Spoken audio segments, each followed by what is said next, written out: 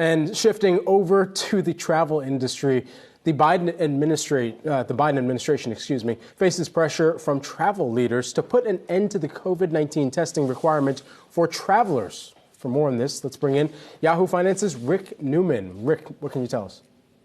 I've been talking to some travel leaders about this, and they're pretty optimistic that the Biden administration will end this rule that requires Americans traveling overseas, or anybody actually traveling into the United States, whether you're American traveling back or a foreigner coming here.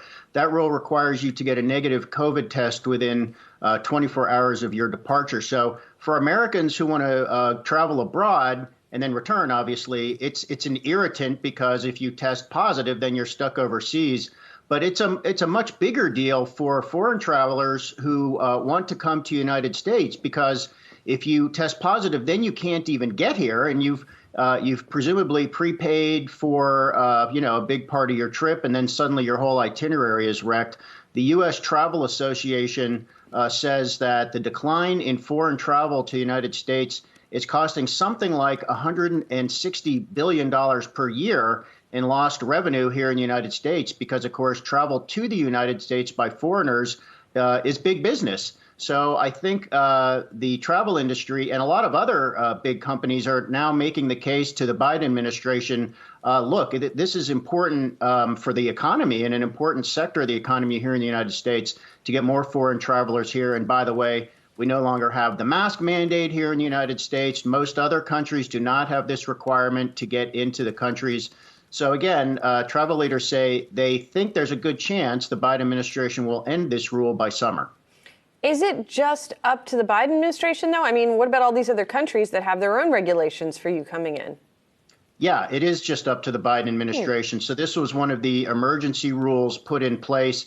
And the brief history here, Julie, is Donald Trump, the Trump administration, what they did is they banned travel into the United States from people in various countries that were hotspots during the early and intense days of the COVID pandemic. And then late last year, the Biden administration changed that. They ended that ban on people coming in from certain countries, but they put in this new ban that in order to fly here from overseas, you had to get this negative COVID test. And at first it was within a 72-hour window, but then they tightened it to make it a 24-hour window. And that's still in place. So the Biden administration could just choose to end that requirement. They could also ease it while keeping it in place. For example, going back to you've got 3 days to get the negative COVID test instead of just 1 day. But the travel industry and many other companies are really pressing hard to end this.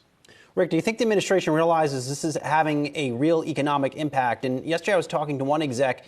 They actually canceled their trip to the World Economic Forum in a couple weeks because they are afraid of getting stuck over there and not being able to run the companies that they're supposed to be running.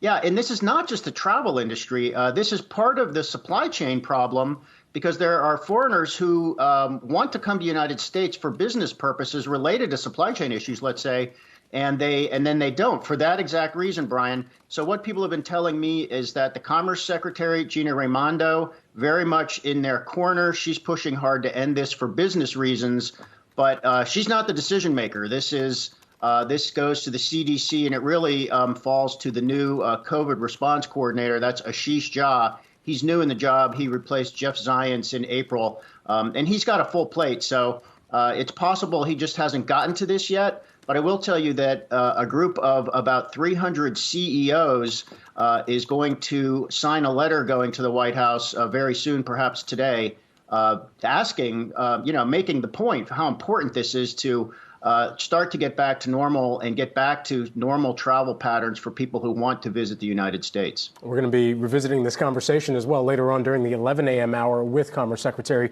Gina Raimondo. Our own Rick Newman helping us break this down and really set the stage for it. Thanks so much, Rick. Appreciate it.